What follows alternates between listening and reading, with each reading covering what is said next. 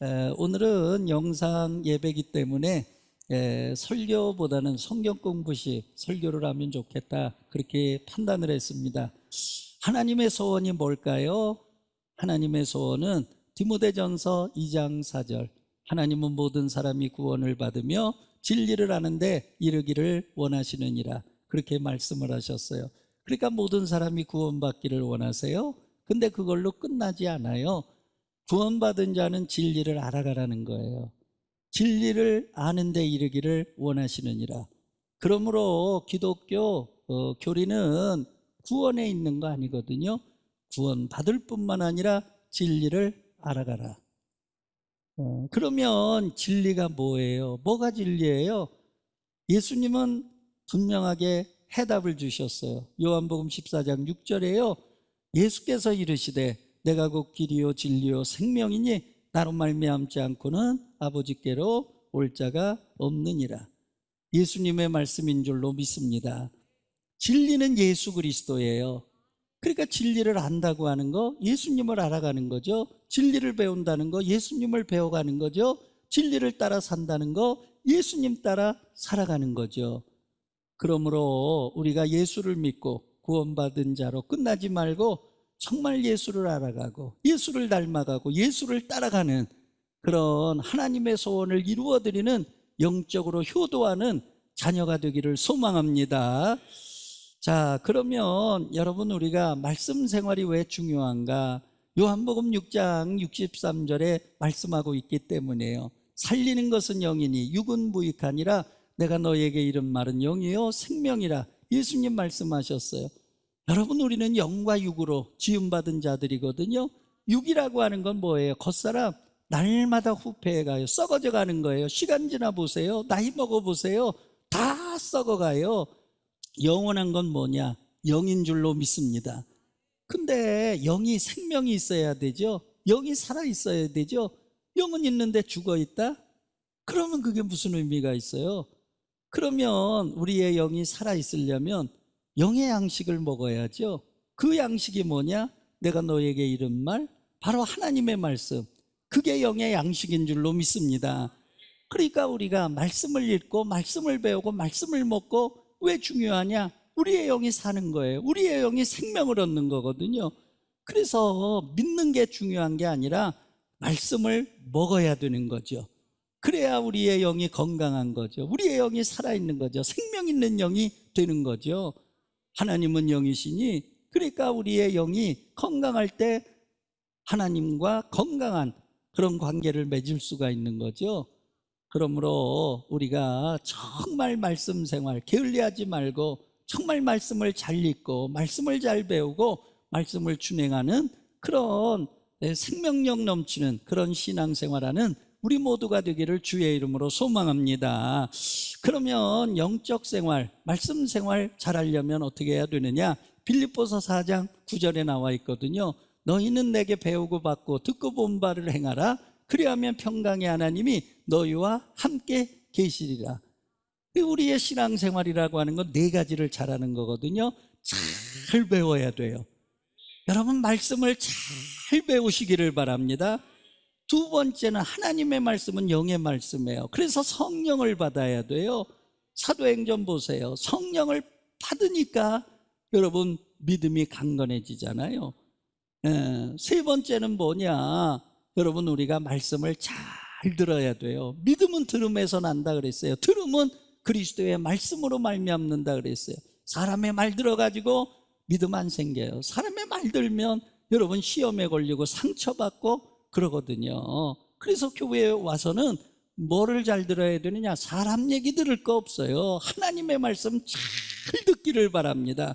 하나님의 말씀은 들으면 들을수록 믿음이 솟아나요. 믿음이 커져요. 믿음이 생겨나요. 그리고 네 번째는 뭐냐? 행해야 되는 거죠. 안다고 다 되는 게 아니에요. 행하는 게 중요한 거예요. 아는 게 다가 아니에요. 행하는 게 중요한 거예요.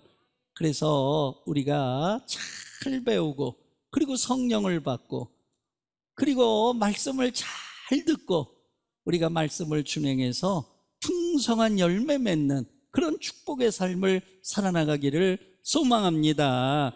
그러면 성경을 우리가 잘 배워야 되는 이유가 있어요. 믿음 생활 잘하려면, 올바른 믿음을 가지려면 성경을 잘 배워야 돼요. 자, 성경에 예가 나와 있죠. 세 가지 얘기를 제가 할 겁니다. 첫 번째는 누가복음 24장의 이야기예요. 예수님께서 십자가에 못 박혀 돌아가셨어요. 제자들은 다 도망갔습니다.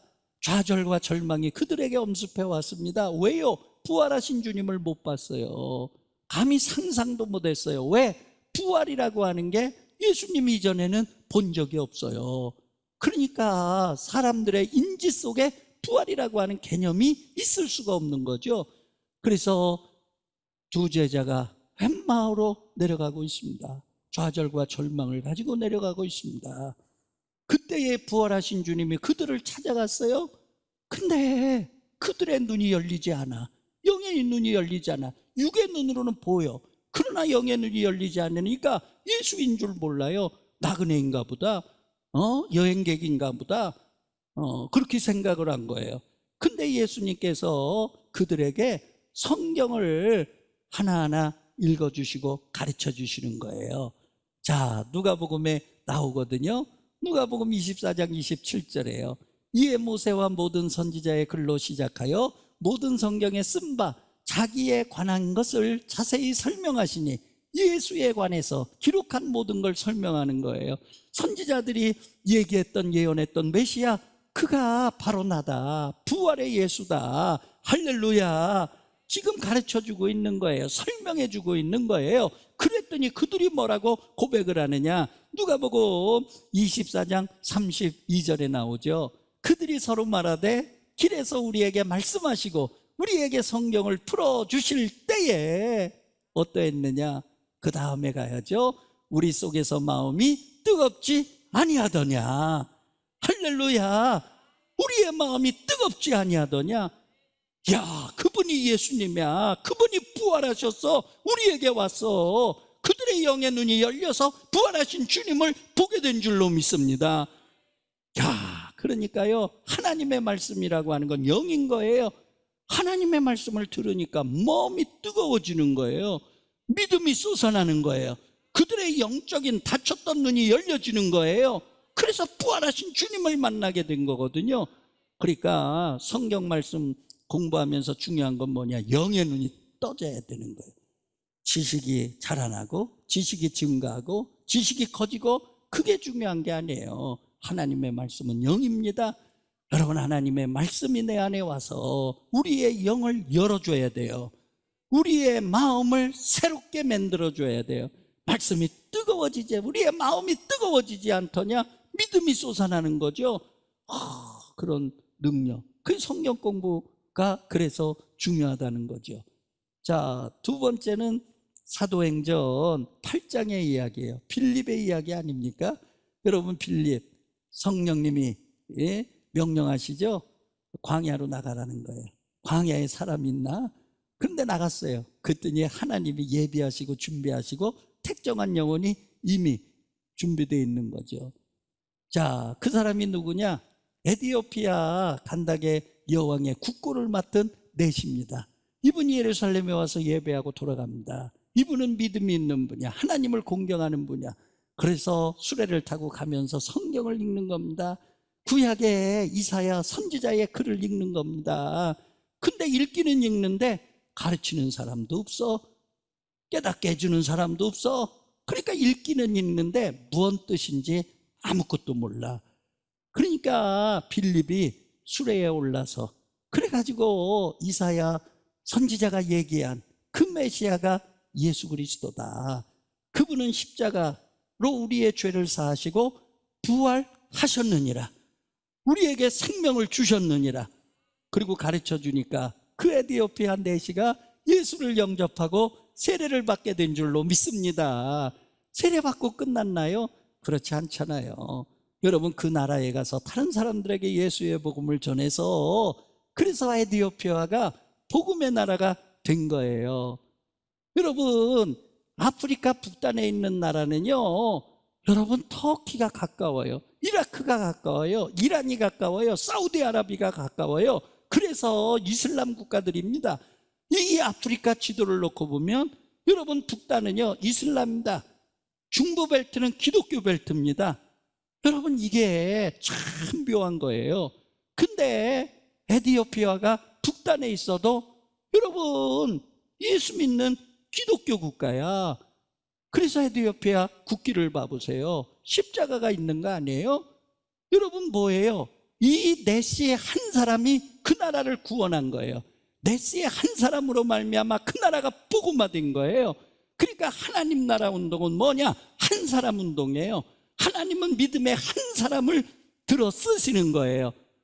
그러니까 여러분 우리 교회도요 여러 사람이 중요한 게 아니에요. 믿음의 한 사람, 하나님께 사로잡힌 한 사람, 예수께 사로잡힌 한 사람, 그 한 사람, 그 한 사람이 있음으로 말미암아 교회가 살아나는 줄로 믿습니다.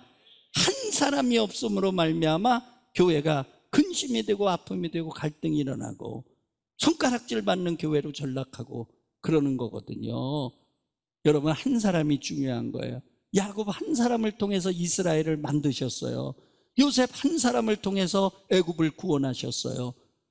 여러분 그러니까 우리 교회도요 믿음의 한 사람, 정말 하나님께 사로잡히고 예수께 사로잡히고 성령께 사로잡힌 한 사람을 하나님이 찾으신다고 하는 사실을 기억하고 여러분 우리 한 사람 한 사람이 그런 자가 되기를 바랍니다. 내가 그 한 사람이 되기를 바랍니다. 내 가정을 구원하는 한 사람이 되기를 바랍니다. 내 직장 공동체를 구하는 한 사람이 되기를 바랍니다. 이 지역사회를 구하는 한 사람이 되기를 바랍니다. 이 나라를 구하는 한 사람이 되기를 바랍니다. 세계를 구원하는 한 사람이 되기를 바랍니다. 할렐루야, 할렐루야. 지금 현재 에티오피아 네시 이야기를 했죠. 한번 성경 읽어보도록 하죠. 사도행전 8장 30절 말씀입니다. 빌립이 달려가서 선지자 이사야의 글 읽는 것을 듣고 말하되 읽는 것을 깨닫느냐? 대답하되 지도해 주는 사람이 없으니 어찌 깨달을 수 있느냐? 하고 빌립을 청하여 수레에 올라 같이 앉으라 하니라. 그 다음에 어떻게 된지 아세요? 그 내시가 빌립에게 말하되 청컨대 내게 묻노니 선지자가 이 말한 것이 누구를 가리킴이냐? 자기를 가리킴이냐 타인을 가리킴이냐? 이제 설명합니다. 지금 내시가 예배를 드리고 자기 나라로 돌아가고 있어요. 돌아가는데 구약 성경을 읽고 있습니다. 지금 빌립이 가서 질문합니다. 읽는 것을 깨닫느냐?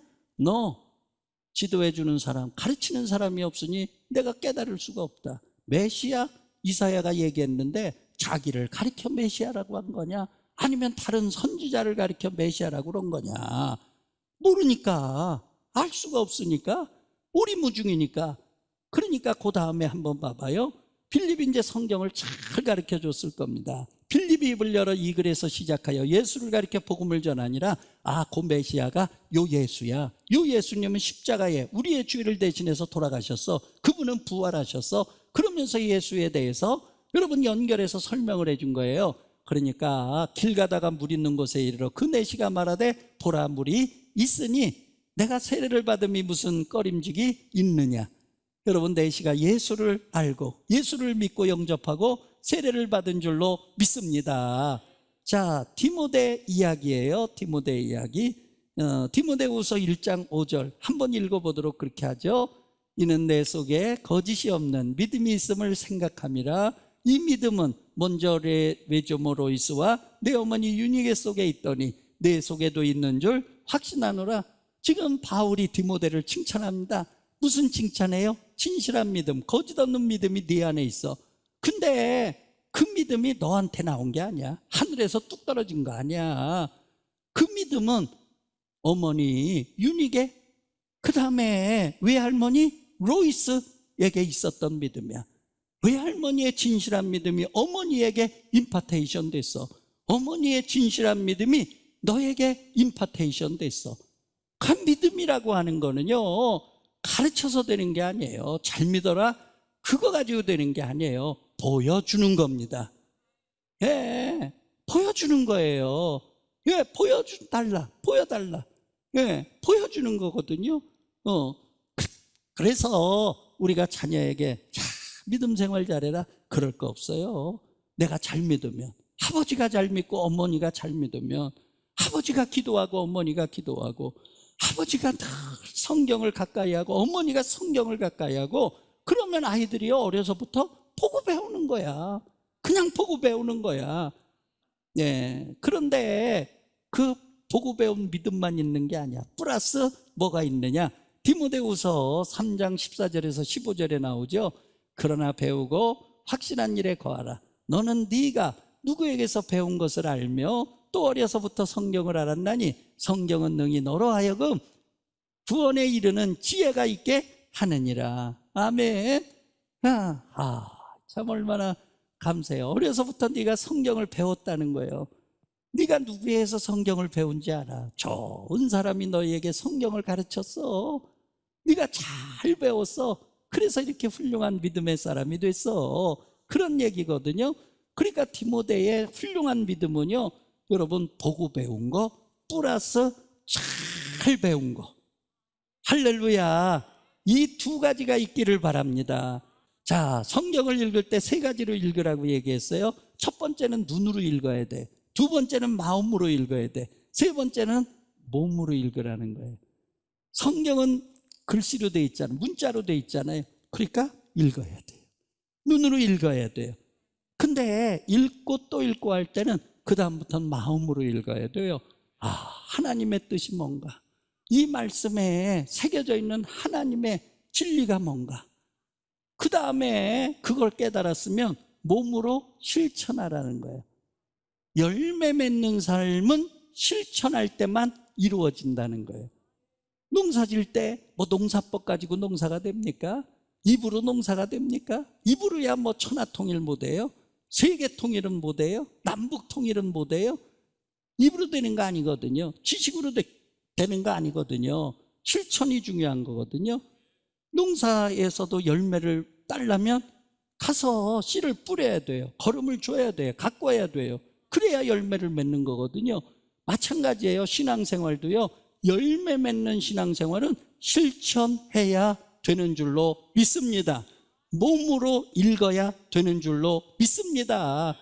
예, 말씀은 가르치는 것보다 더 중요한 게 뭐냐? 행하게 하는 거다. 예, 하나하나 행하게 하는 거. 자, 예수님께서 산상수훈에서도 말씀하셨죠. 자, 마태복음 7장 22절 말씀입니다. 나더러 주여 주여 하는 자마다 다 천국에 들어갈 것이 아니요 다만 하늘에 계신 내 아버지의 뜻대로 행하는 자라야 들어가리라. 아멘. 주여 주여 입술로는 뭐는 못합니까? 말로는 뭐는 못합니까? 너 아니라는 거예요. 네, 성경에 보면 내가 너를 도무지 알지 못하나니, 주님이 알지 못한데 입으로만 나발나발 된 거 주님이 말씀하셔서 난 너를 알지 못해. 내가 너 모른다니까. 누구를 아느냐? 하나님의 뜻대로 행하는 자. 할렐루야. 내가 너를 아노니. 예, 뿐만 아니라 또 마태복음 7장 24절에 보니까 그러므로 누구든지 나의 이 말을 듣고 행하는 자는 그 집을 반석 위에 지은 지혜로운 사람 같으니 말씀하셨어요. 그러니까 행하는 자가 반석에 짓는 거다. 지적인 믿음, 아는 믿음 가지고 안 된다. 행하는 믿음, 그 믿음만이 반석 위에 집을 짓는 거다. 예수님의 동생 야고보 사도가 분명히 얘기했죠. 야고보서 2장 22절에요. 네가 보거니와 믿음이 그의 행함과 함께 일하고 행함으로 믿음이 온전하게 되느니라 그랬어요. 예, 온전한 믿음은 뭐냐? 행할 때. 그래서 온전한 믿음이 되는 두 가지가 있어요. 성경을 보면 첫째는 순종할 때, 두 번째는 행할 때. 그게 온전한 믿음에 이르는 길이거든요. 그러면 순종이라고 하는 건 뭐냐? 행함이 따라야 된다. 행함이라고 하는 건 뭐냐? 순종할 때 행할 수 있다. 그러니까 순종과 행함은 각계가 아니라 동전의 양면이다. 그렇게 이해하면 되고, 그래서 순종하며 행할 때, 그럴 때 온전한 믿음에 이르게 된다. 우리들의 믿음이 그런 믿음이 되기를 바랍니다. 이제 결론적으로 말씀드립니다. 하나님의 말씀은 능력이 있는 줄로 믿습니다.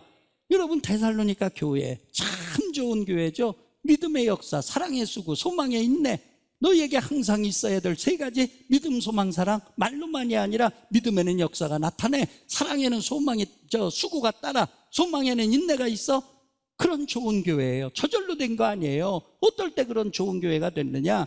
여러분, 사도들이 말씀을 전할 때 사람의 말로 받지 아니하고 뭘로 받았느냐? 하나님의 말씀으로 받음이니. 그래서 데살로니가전서 2장 13절에 보니까 이러므로 우리가 하나님께 끊임없이 감사함은 너희가 우리에게 들은 바 하나님의 말씀을 받을 때 사람의 말로 받지 아니하고 하나님의 말씀으로 받으니 진실로 그러하도다. 이 말씀이 또한 너희 믿는 자 가운데서 역사하느니라. 할렐루야. 믿는 자 가운데서 역사하느니라.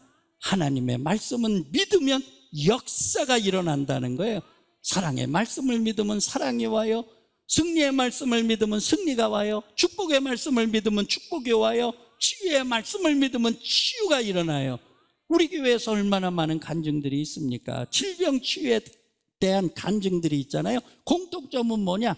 믿는 자에게 나타나더라. 할렐루야. 하나님의 말씀의 능력이죠.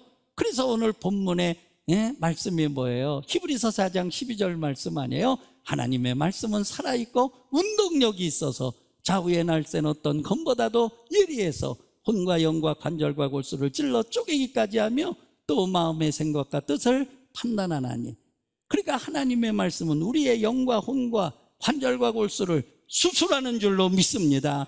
뿐만 아니라 마음과 생각까지도 수술하는 줄로 믿습니다. 잘못된 생각, 잘못된 마음, 뭐가 우리를 바꿔놓을 수 있느냐, 바로잡을 수 있느냐? 하나님의 말씀이 바로 바로잡는다는 거예요. 아, 내 생각이 틀렸구나. 아, 내 마음이 병들었구나. 이거를 뭐가 치유하느냐, 바르게 잡아주느냐? 하나님의 말씀이라는 거예요.